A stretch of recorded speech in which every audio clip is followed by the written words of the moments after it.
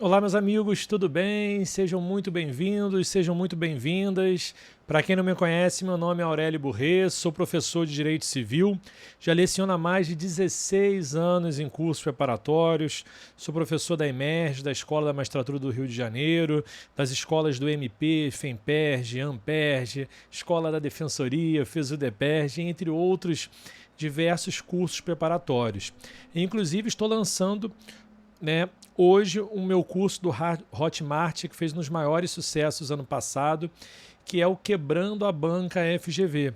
Um curso essencial, eu digo, para quem vai fazer provas da FGV em geral, carreiras jurídicas em geral, MP, magistratura, defensoria, procuradorias, delegado, mas em especial também para quem vai fazer a prova do ENAM do segundo semestre de 2025.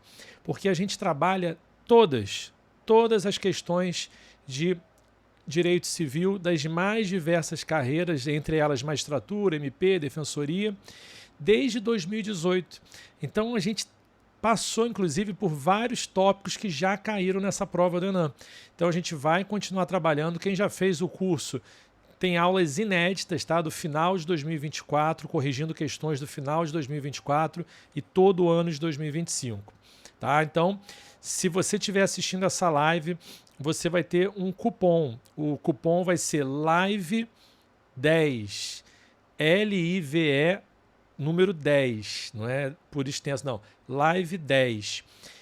Lá, na hora de adquirir, você coloca esse cupom, você vai ter um desconto especial só para quem assistiu esse vídeo de correção, tá bom? E o cupom em cima do preço promocional para os 50 primeiros inscritos. Então você pode ganhar 2 descontos. Então fica de olho. Vamos corrigir então aqui as nossas questões de direito civil do Exame Nacional da Magistratura, né? O primeiro, né, de 2025. Vamos lá. Só lembrando, quem, né, ainda não me segue nas redes sociais, então aí minhas redes sociais, fiquem à vontade, principalmente no Instagram, tá? É a melhor forma de falar comigo, ficar sabendo das novidades. Mas se inscreva aqui no canal no YouTube também, ativa as notificações, quando tiver uma novidade você vai ficar sabendo. Perfeito? Bom, vamos para a nossa primeira questão. Opa. Pronto. Deixa eu posicionar a minha imagem aqui melhor.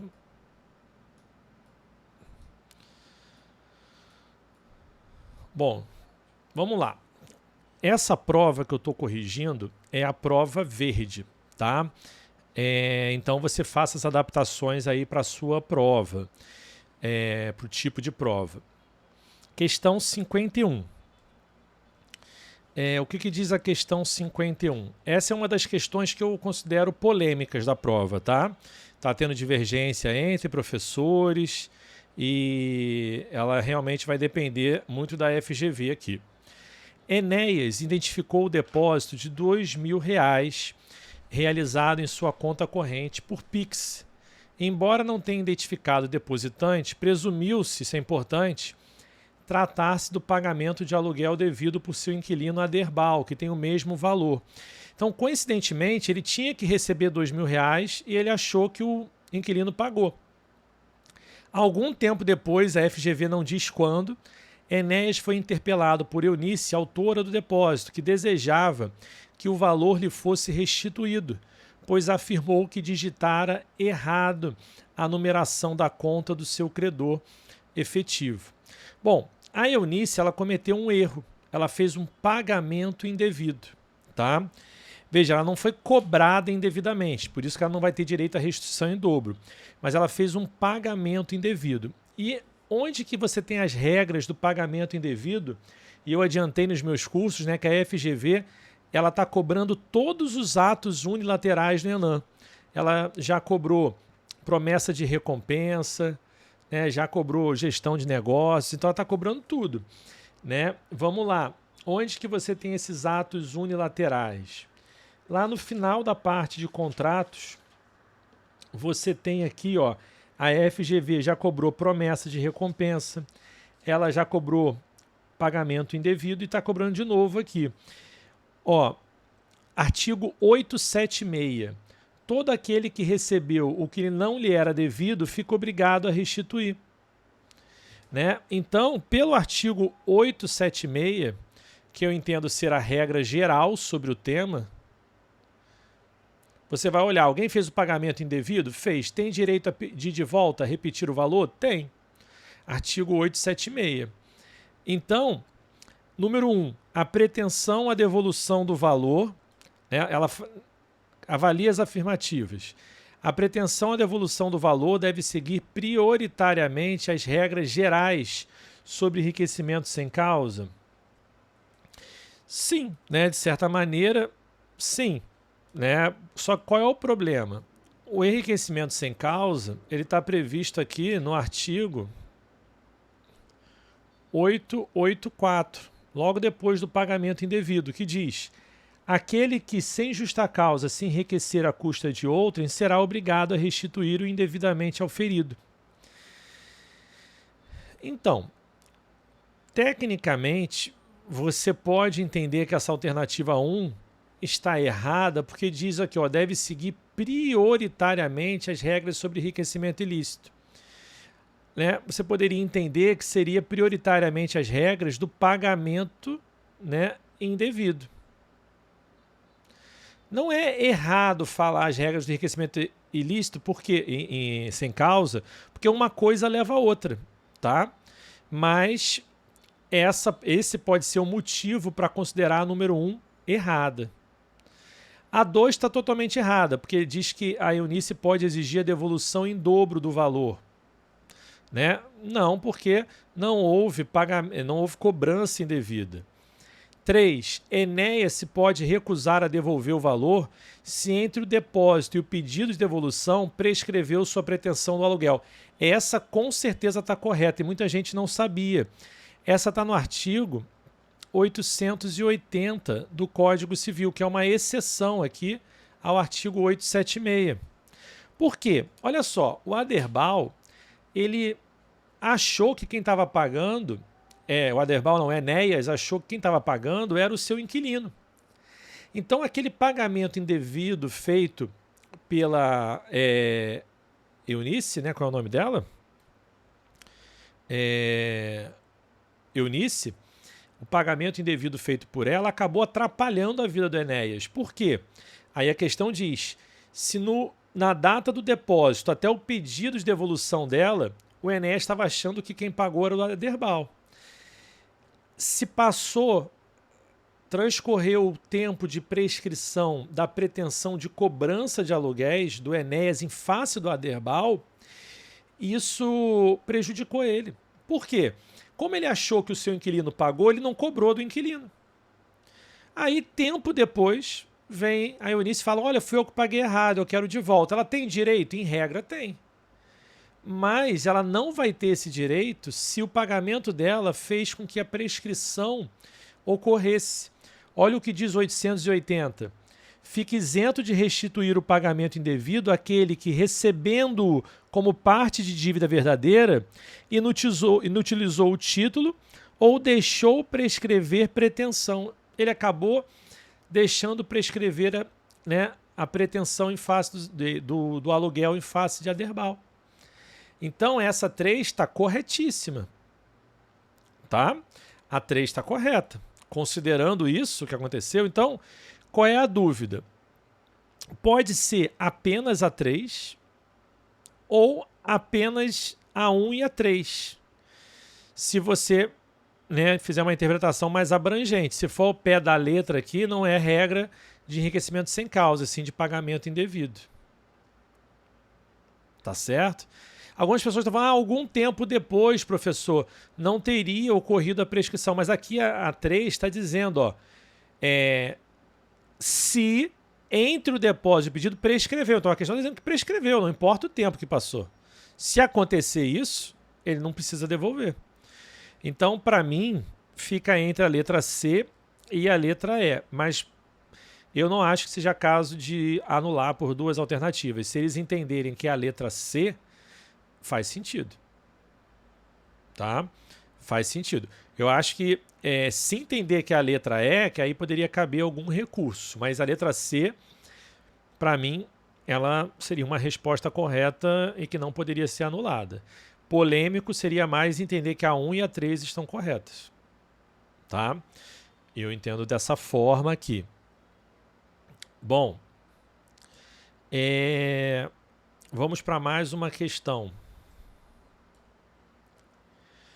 Barnabé é proprietário de um casebre de 2 andares que se encontra em mais condições de conservação na Rua das Flores e celebrou o contrato de locação com Cleonice, cedendo-lhe o imóvel em troca do pagamento de um aluguel proporcional à qualidade do casebre.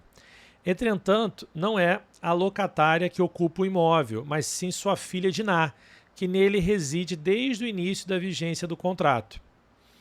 Cleonice, a pedido de Diná, vinha alertando Barnabé sobre a reforma da fachada, que se encontrava em manifesta necessidade de conservação. Quem tem a obrigação de conservar a fachada é o locador, sem retorno do proprietário.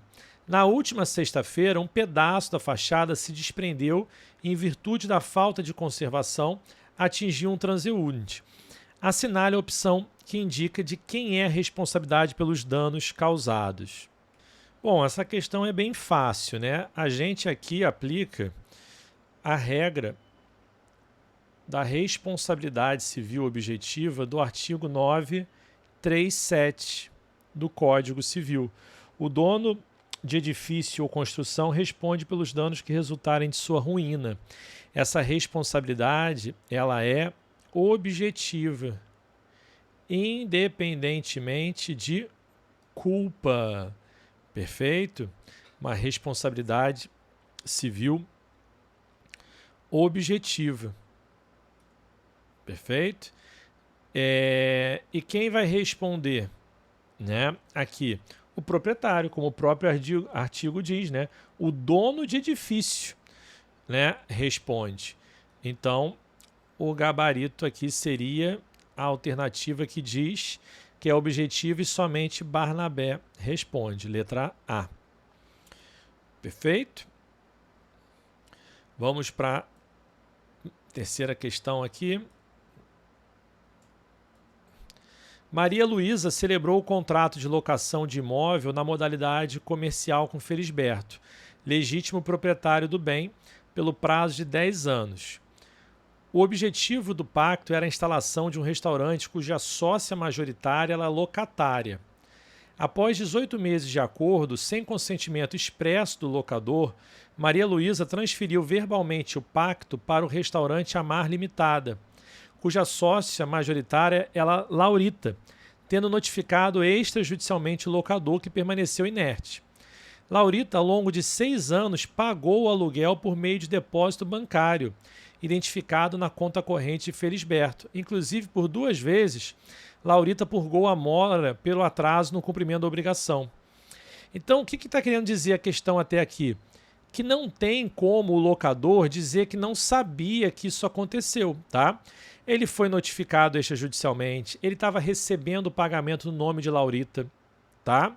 Agora, no contrato, de fato, o contrato foi celebrado com Maria Luísa. Ela não poderia ter sublocado sem a autorização, não poderia ter transferido, né, o contrato sem autorização, mas aconteceu. O que aconteceu? No último mês, Felisberto moveu ação de despejo em face de Maria Luísa, alegando violação contratual, visto que a cláusula terceira proibia a cessão do imóvel ou sublocação sem anuência expressa e por escrito.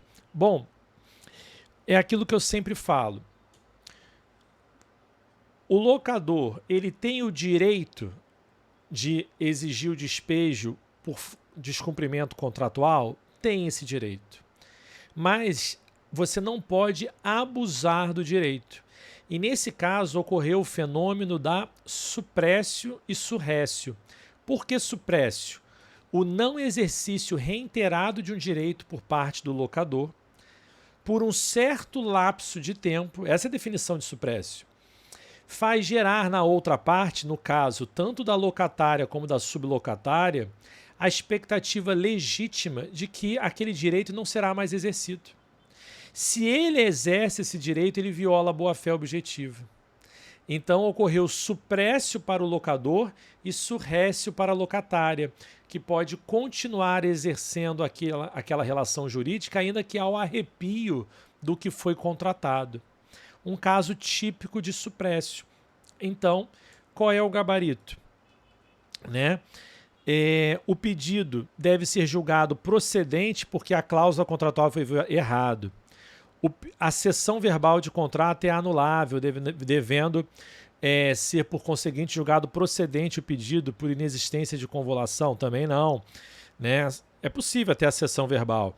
O pedido deve ser julgado improcedente por respeito à boa-fé objetiva, em virtude da expectativa gerada pela conduta e inércia do locador. Sim, ocorreu a suprécio. Ok? Então, o gabarito é a letra C de casa. Mais uma questão aí vencida, né? Vamos para a próxima. Danilo havia emprestado seu automóvel Y para Elias, seu cunhado. Embora Elias tenha seu próprio automóvel X, o de Danilo, com tração nas 4 rodas, era muito mais eficiente para o trabalho de Elias no ambiente agrário. Diante disso, Elias propôs a Danilo que, em lugar de lhe devolver o automóvel Y emprestado, dar-lhe-ia a propriedade do automóvel X. Como não usava a tração nas 4 rodas, Danilo aceitou a proposta, acreditando estar fazendo um bom negócio, até porque o automóvel X era um pouco mais valioso. Veja, o que está acontecendo aqui? Eu gosto de fazer você ter o seu raciocínio jurídico, né? Então vamos estabelecer aqui o seguinte. Primeiro, nós temos uma obrigação que nasce de um contrato de comodato, empréstimo de coisa infungível, que é o automóvel. Então, o Elias, ele é o devedor. Ele tem que devolver o automóvel. Mas ele, em vez de devolver o automóvel, que ele faria o pagamento direto da obrigação, ele oferece o quê? Um automóvel mais valioso. Então, ele está fazendo pagamento indireto, a chamada dação em pagamento, que é prevista lá no artigo 356 do Código Civil. E extinguiu a obrigação. A dação em pagamento é uma forma de adimplemento, um pagamento indireto. Extingue a obrigação. Só que alguns dias depois, Danilo foi parado numa blitz. É sempre o exemplo que eu dou em aula, né? Porque o automóvel X era roubado e o veículo foi imediatamente apreendido. Bom, ocorreu o que aqui? Ocorreu evicção, como a aluna colocou ali. Ocorreu evicção.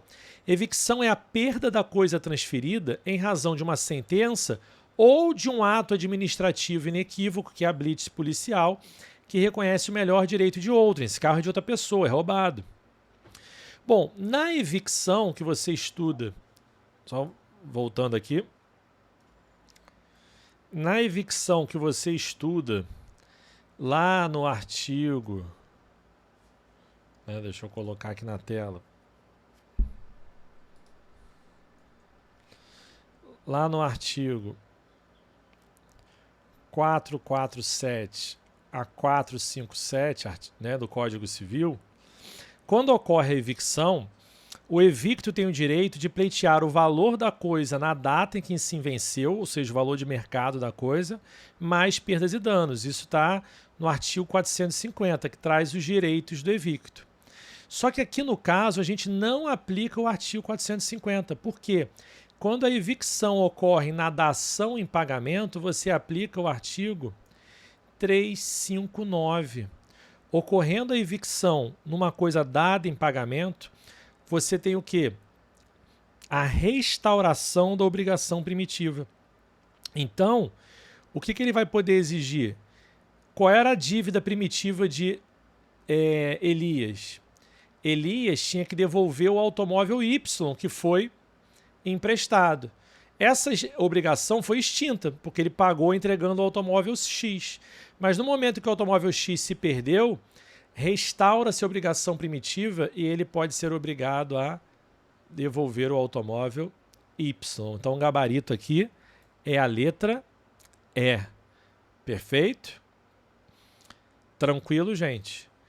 Bota aqui nos comentários se tiver dúvida, se eu tiver um tempinho eu vou respondendo aqui para vocês, tá bom?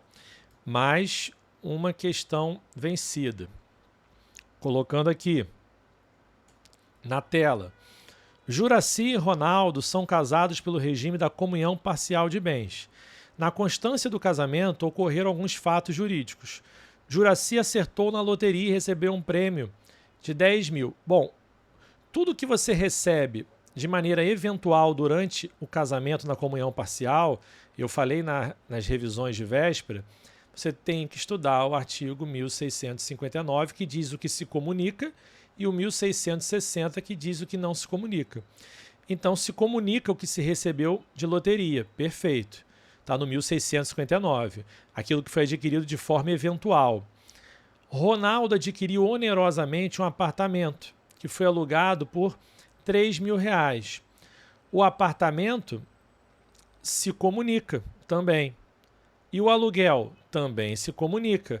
Artigo 1660. Comunicam-se os frutos dos bens comuns e particulares. Aluguel é fruto, né, nesse caso aqui, de um bem comum. E Juraci recebeu um terreno por herança, decorrente do falecimento da sua mãe. Herança, doação, não se comunica na comunhão parcial. Essa situação fática chegou ao juiz em ação de divórcio com partilha de bens. De acordo com a situação hipotética, o juiz deve considerar comuns. O quê? O apartamento? O apartamento mas não só ele. O apartamento dos aluguéis? Sim. O prêmio? Não. O prêmio da loteria, sim. O apartamento e os aluguéis provenientes do apartamento. Gabarito, letra D de dado. Gente, no meu curso Quebrando a Banca FGV, a gente não vai analisar assim rápido. Isso é uma correção aqui para dar o gabarito extraoficial, né?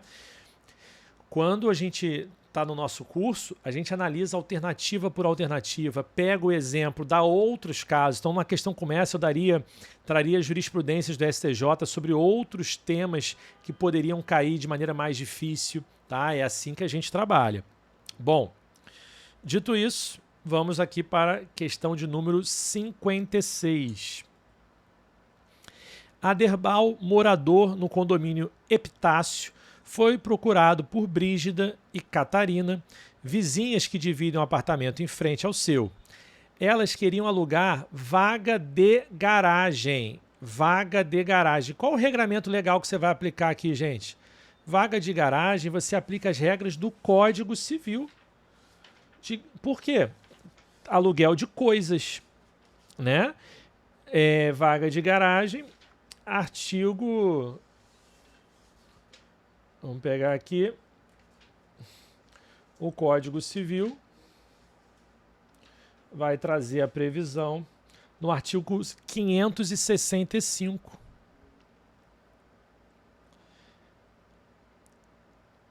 Não se aplica a lei de locações, porque a lei de locações 8245 de 91, no seu artigo 1º, parágrafo 1º, ou parágrafo único, ela diz expressamente que não se aplica a lei de locações para o aluguel de vagas autônomas de garagem. Perfeito? Então, o que aconteceu aqui? Eu vou resumir. Ele alugou a vaga e não foi pago o aluguel.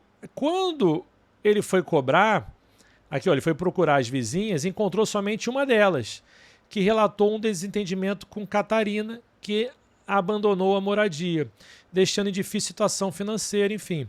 Brígida disse que está fazendo o possível e que ainda esta semana fará o pagamento de metade dos aluguéis pendentes, mas que não pode ser responsabilizada pela parte de Catarina. O que acontece aqui, gente? Apesar dele ter celebrado o contrato com Brígida e Catarina, elas celebraram o contrato em conjunto. Mas em algum momento a questão diz que elas se obrigaram solidariamente? Não. E o artigo... saiu aqui de novo, peraí.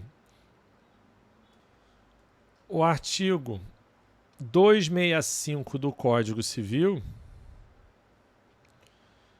né? Artigo 265 do Código Civil diz que a solidariedade não se presume, ela decorre da lei ou da vontade das partes. E o Código Civil não traz nenhum artigo sobre solidariedade legal no caso das regras de locação de coisas. Ah, professor, mas a lei de locações no artigo 2º diz que havendo mais de um locatário, presume-se solidariedade. Sim, mas não se aplica a Lei 82.450/91 por conta do artigo 1º. Então, o gabarito correto é a Aderbal pode sim cobrar... Não. Brígida tem razão, sem prejuízo de Aderbal poder pôr fim ao contrato em virtude do inadimplemento. Correto. Gabarito é a letra A. Né? Aderbal pode sim cobrar de Brígida toda a dívida? Não, porque não há solidariedade. Brígida, embora não se tenha convencionado solidariedade, responde pela parte de Catarina por ser vaga indivisível? Não, a vaga é indivisível, mas o objeto da dívida é dívida de valor, que é divisível. Então aqui aplica o artigo 257. A obrigação de pagar o dinheiro se divide em tantos quantos forem os devedores. Brígida, como o contrato foi celebrado por prazo determinado, pode permanecer usando a vaga pagando R$100? Não. Né? Somente após 3 meses de aluguéis pode tomar medidas contábeis também? Não, já há dívida. Perfeito? Então o gabarito é a letra A nesse modelo de prova aqui.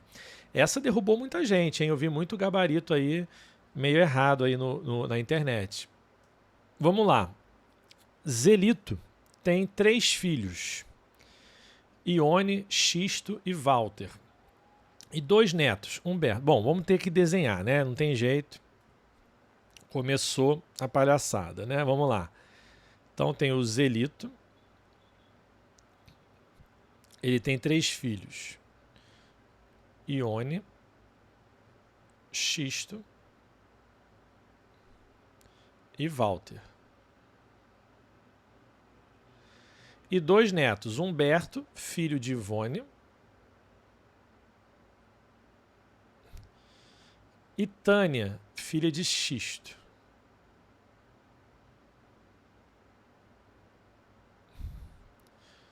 Perfeito? Quando Zelito morreu, sua sucessão foi particularmente complexa. Por quê? Ione, ela renunciou à herança.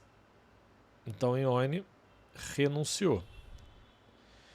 E Xisto foi excluído por indignidade. Pô, é o exemplo que eu dou na aula. Diante disso, assinale a opção que indica corretamente como a herança de Zelito será dividida.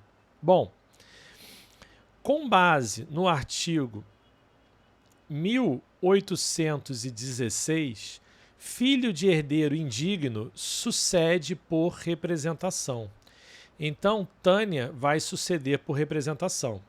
Filho de herdeiro renunciante, com base no artigo 1811, não sucede por representação. Então, quando Ione renuncia, o quinhão dela, que era 1/3, volta para o monte. Então, essa herança deveria ser dividida por 2 apenas. Então, metade da herança iria para Walter e a outra metade para Xisto.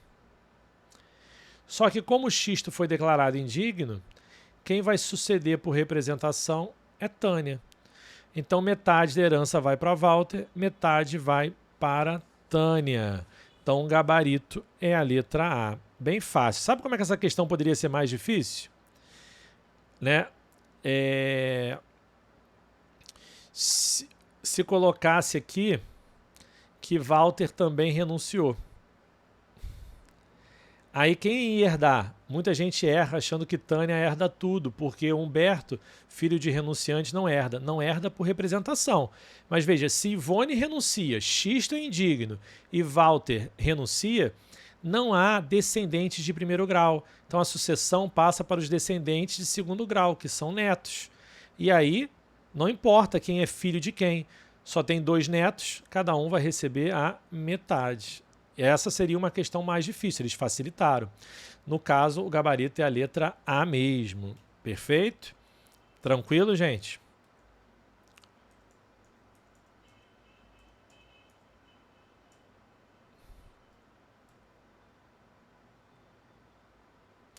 Ok?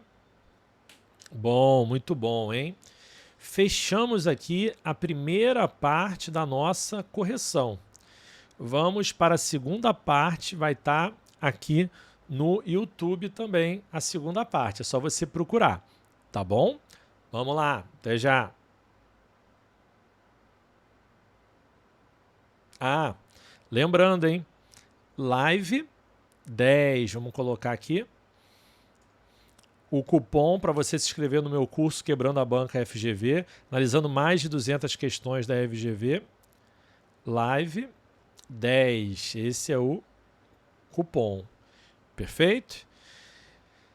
E o link, professor, para se inscrever vai estar aqui na descrição do vídeo, tá bom? E também está na minha bio lá no Instagram. Até lá, até o próximo vídeo.